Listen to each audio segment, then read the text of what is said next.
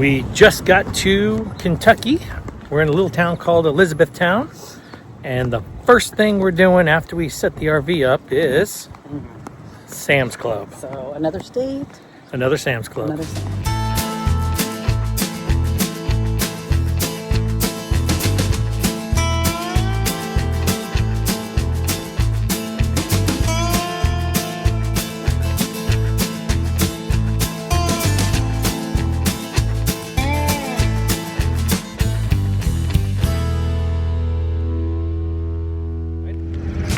We are at Mammoth Cave National Park, and it's only about 40 miles from the RV park, so we figured we would pop on over here today to check it out and get the lay of the land. And we were not dressed for the cave. The cave tours, they said, is about 50 degrees inside, and highly recommend jackets and a little bit more cold weather gear, and we were not prepared for that, but we keep the bikes in the back of the truck. And they have a bike trail that goes around the park and down into this little town and back and everything else. So we're just gonna go try that today. It'll be kind of fun. So let's go check it out and see what we can find.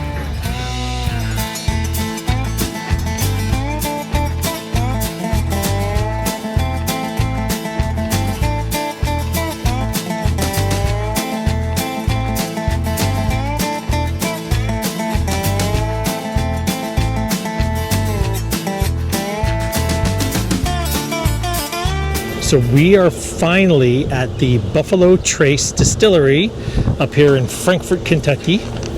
Been waiting to do this for a while. Last time we were in Kentucky and did the Ark, I looked into it, but it was a little further away than we thought, and all the tour times were booked, but we got a tour today. We did. We haven't not gone on it yet, so Yeah. we're excited to do that. We've kind of been checking out the gift shop and the grounds, the cafe, just kind of checking everything out and before we go on the tour. So we're getting ready to go check in for our tour, and then we'll chat after that. All right, let's go have some fun.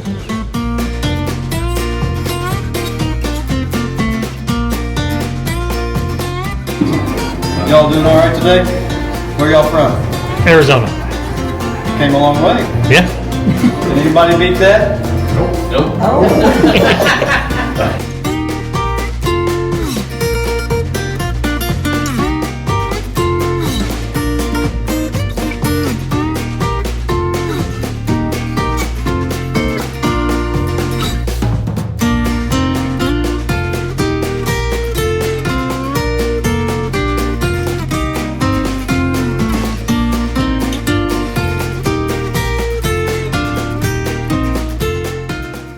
The tour was excellent. This, however, is my favorite taste of the tour. I am not a bourbon drinker, whiskey, whatever, and yeah, this is my favorite. The chocolate at the end. We just finished the Buffalo Trace Distillery tour, and wow. Well, I'm going to be very honest with you. It's definitely very wow for Kevin. Yes. Totally on his bucket list. Loves Buffalo Trace. I do not, but the tour was great. Yes. I mean, learned a lot. I didn't realize that the Buffalo Trace Distillery is the oldest continually running distillery in the country since the 1700s. I'll put the exact date down there. I took notes on it. I did. I learned so much about bourbon that I never Yeah. ever knew. Not that I would know because I don't drink it and I don't, but so informational. Like the process is crazy. Oh yeah, we got to go in the barrel room and watch them dumping the barrels and going into the filter system and everything else. And then where they store them and how, and they tell you the years, and I just the warehouse, and then just the differences in the years from the top to the bottom. Just very, I mean, maybe a lot of bourbon people know this, and I'm sure they do, but for me, that knows nothing, very informative, kept my attention. And what did they say? There were 17 warehouses full of barrels and something like 2 million barrels of whiskey or bourbon right here on this property. Yeah. So he said 95% of bourbon is made in Kentucky. Yes. So, and there's like 3 distinct things that bourbon rules that make it bourbon. Yes. So, number 1, it has to be made in America. Number 2, it has to have like 51% corn in it. And number 3, it has to have new barrels. New barrels. So that was pretty interesting. And another little tidbit that, you know, a lot of times you hear bourbon and whiskey terminology hand in hand.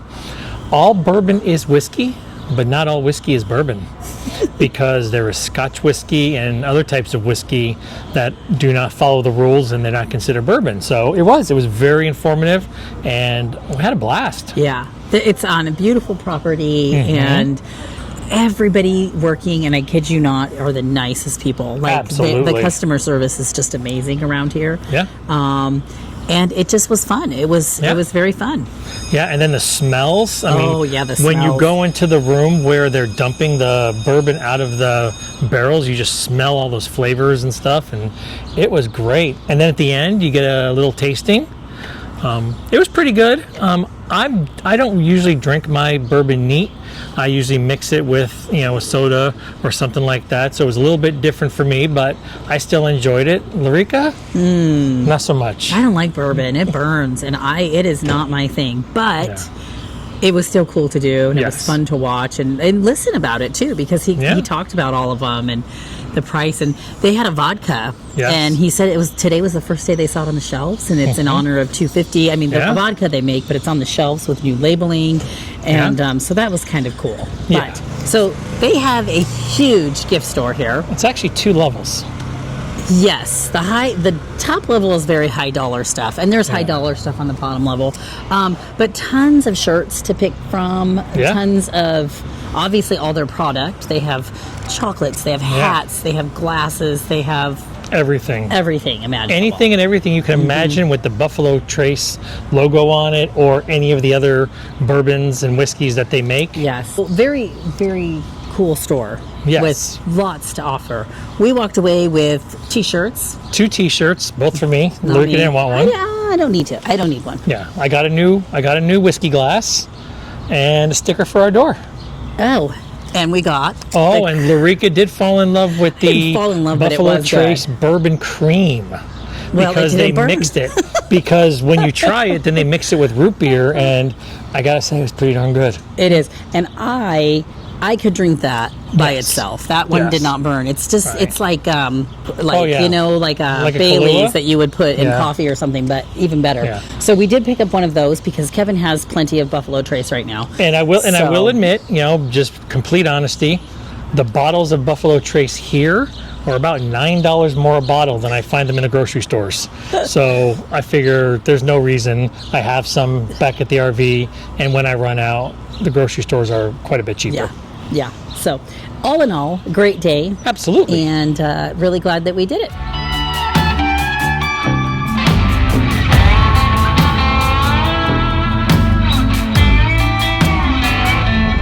All right, so update on the water heater. The electric wasn't working on the electric side, so I didn't want to call a tech, because last time it was just a thermostat. So I swapped those out. You know, $15 wasn't it. Then in talking to Jim over at RV Trash Talk and Vagabonds, Jim and Amy, because he's a NRVTA RV tech, he said, well, the next thing would be your element. Again, Amazon, $20. Order one of those. Wasn't it. We get here to Kentucky, and I do call a tech. He's in this RV park. Nice guy. He comes over for me and just hits it with a multimeter real quick, and he says, yep, it's got to be your relay switch, little itty bitty relay switch. So Amazon, buy one of those, $20, swap it out. Not it. Call the tech back that's in the park. He comes over, looks at it, starts testing a bunch of things again, comes to realize, nope, it was the actual control board was out. It wasn't giving any power to the relay switch and everything else. He said he probably should have tested that first. He had tested the relay switch, didn't see power, and he just assumed it was the relay. So he said, control board. Well, Amazon, $30 this time. It came in just a little while ago. I went out and swapped it out real quick. It's pretty much like everything else. 2 screws and just replace all the wires, just like the original. bam, it works. So let's do the math. 15, 20, 20, and 30. So basically for about $100, I think it came to about 95 shipping, whatever. So I think I spent about $100 on Amazon in the last couple of weeks to figure it out, swap it out. Now I got all new parts in the water heater, and I was able to do it myself, and I didn't have to spend a lot of money and pay an RV tech a couple $100 to fix it. So yeah, I probably should get myself a multimeter, and I probably should learn how to use one. Probably would have saved me $70, which is probably the cost of a multimeter. So that's something I will work on down in the future. But what do you guys think? You know, it's one of those things that, yes, I just kept throwing parts at the problem until we finally found the right one. But if I don't have the tool and I don't have the behind the scenes knowledge to be able to test it, I still think about $100 of getting it all fixed, I'll take it, you know? I mean, it is what it is. So we have hot water on electric now. So happy.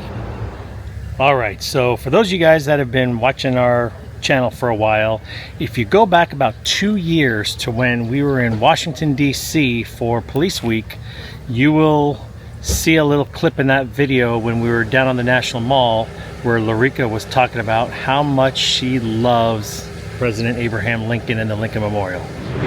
All right, Larica's favorite. Where are we?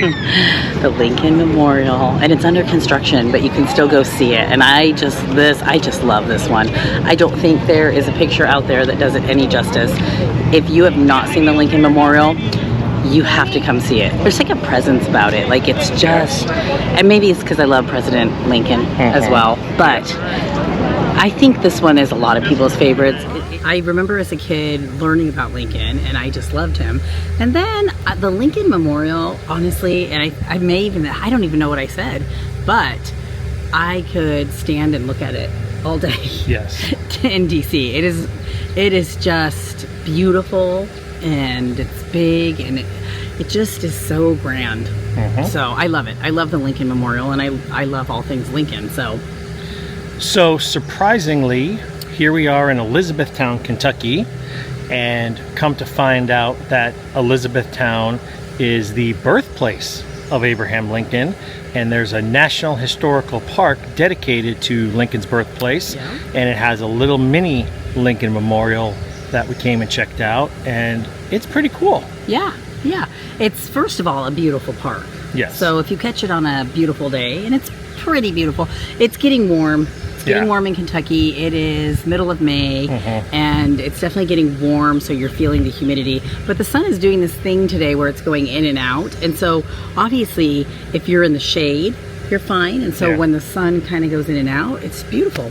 Yeah, absolutely. So, yeah, it's a beautiful park, and we first went into the visitor center and we stamped our book. We watched a short, like I think 15 minutes, right? About Lincoln and basically where he was born. Yeah, and a little bit of information about this memorial. The memorial has 56 steps, and that represents the 56 years of Lincoln's life, which was very interesting. And inside the memorial, and we don't know 100%, it's either the actual home he was born in or a very good replica of the house that he was actually born in. Yes, because it looked original. Yes. But you just never know, and where I kind of doubt it is because anybody could touch it. Yes. The way they had the ropes, you were so close to it, and I feel like if it was original, you would not do that because people kind of stink. And actually, this is the second visitor center that they told us that they've had a 250 stamp stolen. Yes. Just a little tidbit there, which is crazy. I know at Smokies they had they had to keep them behind the counter because they're getting stolen. So, I just would not even think about stealing that. I don't know. Yeah. Anywho's, but it was very cool. Yeah. Yeah, I really enjoyed. Like, it's a nice little walk up, and it is ADA friendly because they have paths that you could just go up that way versus the stairs. And I don't know. I think they did a good job.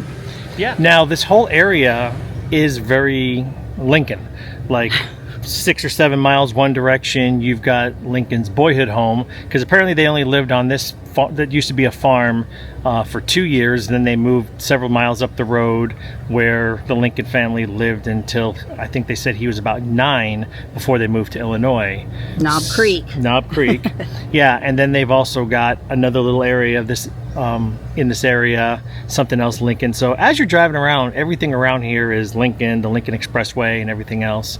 So they've definitely embraced President Lincoln in this area, and it's totally cool. Yeah, why not? Yeah. So very cool. Just another little thing to do around here in the Kentucky area. All right, so we decided to take the 9-mile drive down to Knob Creek and check out the boyhood home of Lincoln. Because why not? Yeah, why not? The Knob Creek Farm, they call it. So I talked to a ranger inside here and about the memorial we were just at, and he said that is the symbolic original boyhood home. He said they just don't know for sure, and there's no way for them to tell 100% if it's actually really the birthplace home. He said locals over the years have said it is, but he said there's just no way for them to 100% tell, so they just call it the symbolic birthplace, just like this home here they call the symbolic boyhood home, because again, there's no way to tell 100%. So what's cool about this one though is we're going to get to go in, which I like, because then you can kind of see like the size of what he grew up in and his whole family. So yeah, we're going to go in and take a look. All right, here we go. So as we're getting ready to leave, I wanted to put in there, you're not going to spend all day at these places unless you plan like a hike out in these beautiful parks, but they are worth going to because there are history and they offer so much, especially if as a kid you grew up and you learned about, obviously we all learned about our presidents. And I know the older I get, the more interesting all of this is. And so definitely worth it, but it's not an all-day affair. So just keep that in mind, and you can go to the couple places and check out history. All right, so we are walking down to the historic cave entrance at Mammoth Park. We're gonna finally do a tour. We decided to do the self-guided tour today. So this is our 19th national park that we visited, and we were here last week to do a bike ride, and today we're doing a cave tour. And I must tell you, unfortunately, this national park visitor center has the least friendliest staff of any national park we've ever been to. It's crazy. And I am not hard to please, but I went over to Kevin and I said, they just are not very nice here. It's like the least amount of information, no smiles, and I get that there's probably amazing people that work here as well. We just have not encountered them in the 2 days we've been here. Not at all. It's shocking to see, because most of the time our national parks people are so amazing. So it makes you appreciate the ones that do an amazing job. Yeah, like one-word answers and basically looking at you almost like you're stupid for asking a question. So yeah, very short. Oh well, let's go check out the cave. It's not going to ruin our day. You bet. Okay. Okay, we're clearly at the top. It's already cold. I got to put my sweatshirt on. Most of you know I don't love caves, but it looks pretty cool. So I like these ones where you enter the top and they're wide open. I don't know if it's a mind game for me. It just makes it better than elevator for a long, long time down, or I don't know. But anyway, so already can feel it. We're putting the sweatshirt on. Let's go. And I'll update you. That park ranger was amazing. So at the entrance. At the entrance. Yes. So it can vary, and we get that. Just makes you appreciate the ones that love their job.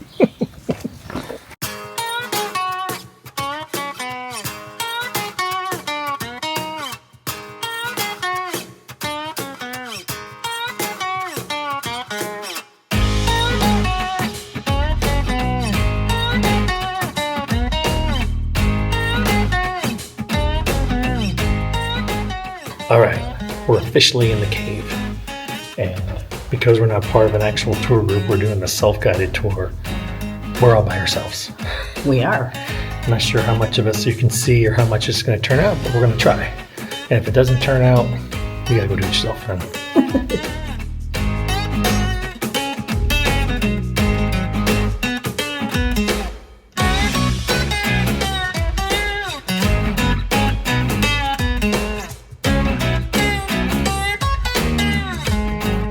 All right, so we just finished our self-guided tour. I'm laughing because Very underwhelming.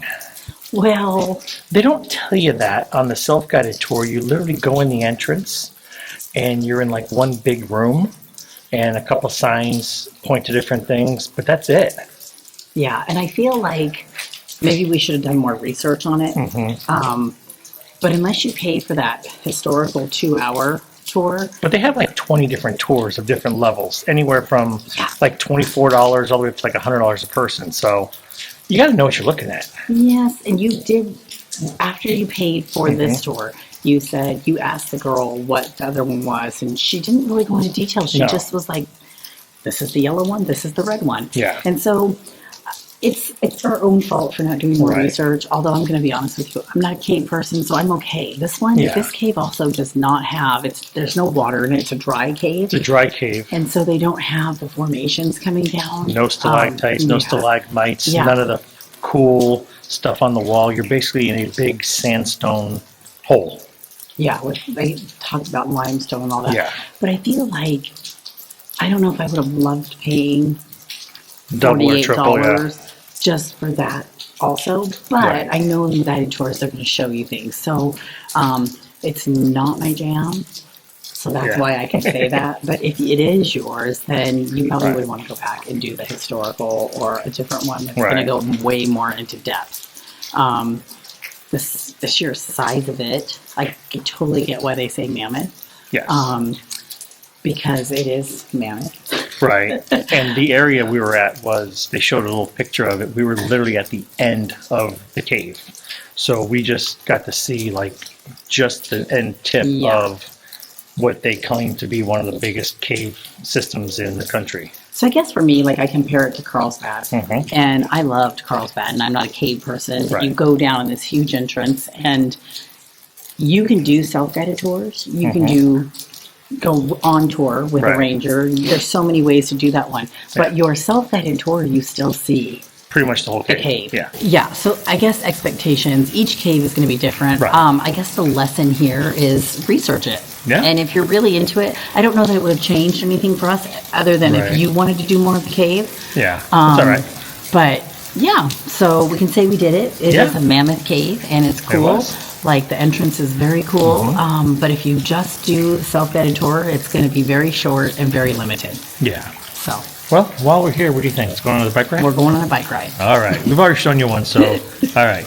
Here we go. All right, so just for clarification, I did talk to the ranger at the top of the cave entrance when we exited, and she said that only that section of the cave was considered a dry cave, that the cave is so large with so many different areas that you do get to see all the different formations and everything depending on which tour you take.